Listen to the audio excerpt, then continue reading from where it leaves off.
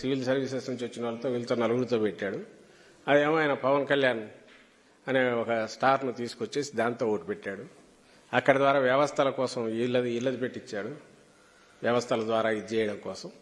అక్కడేమో ఆయన నమ్ముకున్న అభిమానులు పవన్ కళ్యాణ్ లేదా కాపు సామాజిక వర్గం వాటి ఓట్లో తన ఊరు నమ్మరు, చంద్రబాబు నమ్మరు కాబట్టి ఆయన ద్వారా ఏమైనా రూట్ త్రూ అవుతాయో అని తనను పెట్టుకున్నాడు.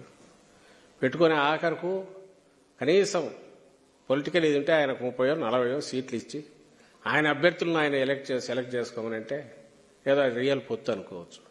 24 అని అది తీసేసి 21కి వచ్చి ఆ 21లో కూడా 18 తన మనుషులను లేదంటే డబ్బులు ఇచ్చిన వాళ్ళని ఎవరినో పెట్టి లెక్క అడికాడికి సరిచేసి వాళ్ళని పెట్టి వదిలేసి బీజేపీ మరి ఇదంటే సరే, అది అంత పెద్ద పార్టీ, నేషనల్ పార్టీ. గతంలో కనీసం ఆ పార్టీ నాయకులు ఎవరినో పెట్టుకునేవాళ్ళు. సీట్ల వరకు చంద్రబాబు ఎట్లాడిచ్చినా లాస్ట్కి వచ్చేసరికి వాళ్ళ అభ్యర్థులన్నా వాళ్ళని పెట్టుకునేవాళ్ళు. ఈసారి అది కూడా ఈయనే డిసైడ్ చేశాడు. మొత్తం బయట నుంచి వచ్చిన వాళ్ళు లేదా తను పంపిన వాళ్ళతో అది నింపేశాడు. సో టీడీపీలో కూడా పోనీ ఇది అనుకుంటే తన సొంత పార్టీలో కూడా అదేదో పాము పిల్లలను మింగుతుంది అంటారు, తమ గుడ్లను తానే మింగేసి పిల్లలు ఇది కాకుండా చేస్తుంది. అట్లా తన సొంత పార్టీలో కూడా ఆడుకున్నాడు, చెడు కూడా ఆడినాడు. టీడీపీలో కూడా మీరు ఈసారి గమనిస్తే ఆ పార్టీని నమ్ముకోను ఏదో ఫస్ట్ నుంచి ఉండేవాళ్ళు ఎవరు లేరు. ఆ పార్టీని నమ్ముకున్న వాళ్ళకి రాలా, లాస్ట్ మినిట్లో అసలు సంబంధం లేని వాళ్ళకి వచ్చింది. ఏమంటే ప్రధానంగా వేరే రీజన్ ఏం కనపడట్లా, సడన్గా ఎట్లా వస్తారంటే డబ్బులు పోన్ చేసినాయి. టీడీపీలో అదే జరిగింది. ఆ జరగడంలో కూడా కొడుకు కొద్ది రోజులు కెలికినాడు దాన్ని. ఆయన పోయి ఇప్పుడు మంగళగిరి పోతే ఇప్పుడు తండ్రికి గెలుపుతున్నాడు. సరే వాళ్ళ పార్టీ వాళ్ళు ఇష్టం అందామంటే నేను ఎందుకు రైజ్ చేస్తున్నానంటే నిజంగా గమనించాల్సింది నీ సొంత పార్టీలోనే నువ్వు టికెట్లు ముందు నుంచి ఉండే వాళ్ళకి ఇవ్వలేడివి. ఎస్, మమ్మల్ని అడగచ్చు, మీరు సీట్లు చేంజ్ చేశారు కదా చాలా చోట్లని. ఎక్కడైతే అవసరమైందో మార్చినవన్నీ మీరు చూస్తే ఎక్కడైనా సరే జగన్మోహన్ రెడ్డి గారు మార్పులు చేసిన దాంట్లో ఎక్కడ కూడా వీలైనంత వరకు పూర్తి స్పృహతో కాన్షియస్గా బీసీలను పెంచడానికి ట్రై చేశాం, మైనార్టీలను పెంచడానికి ట్రై చేశాం. అలాగే గెలుపు గుర్రాలను చూడడంలో కూడా ఈ క్రైటీరియా పాటిస్తూ ఎక్కడ డబ్బులున్నోడు ముక్కు మొహం తెలియని వాళ్ళు వచ్చినైతే ఎక్కడ రాలా. వాళ్ళ దీనికి మా దానికి ఓ రేషనల్ ఉంది, ఓ ప్రాతిపదిక, ఓ హేతుబద్ధత.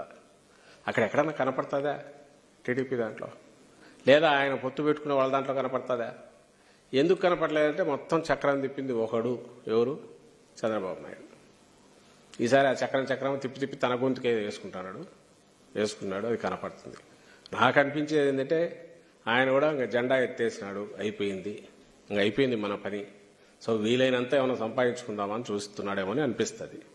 అందుకే రోజు తిట్లు తప్ప ఆయన మాటల్లో ఏమైనా వస్తున్నాయా?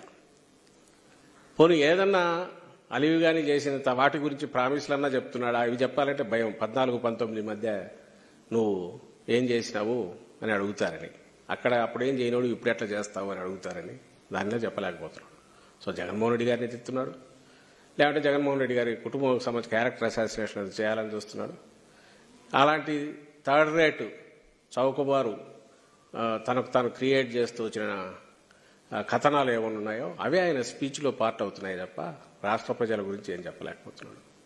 నువ్వు ఒక పార్టీగా రాలేకపోయావు, పోనీ పొత్తు పెట్టుకుని పొత్తు ధర్మాన్ని పాటించలే, అక్కడ మింగేసావు మొత్తం వాళ్ళను.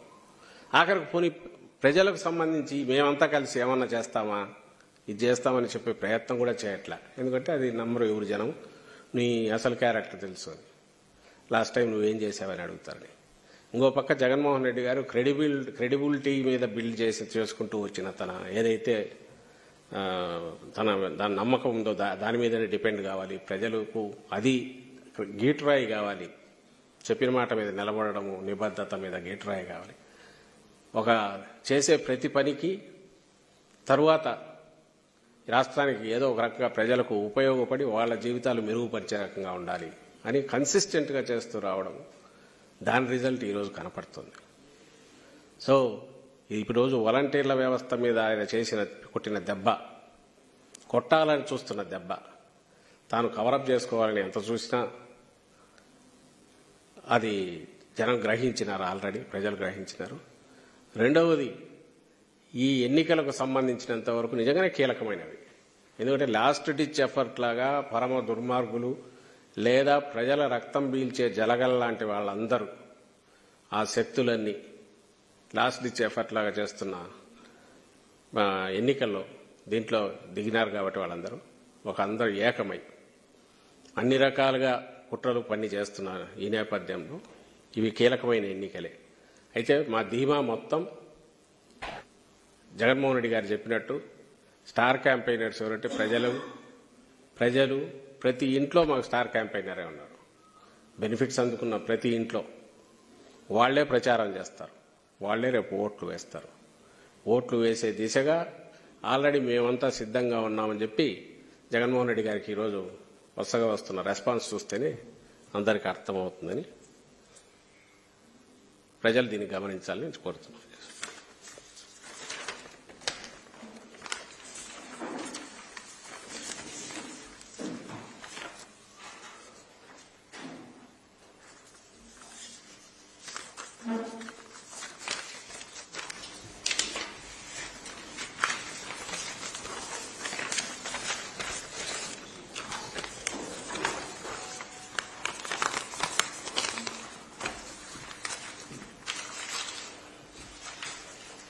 Esse é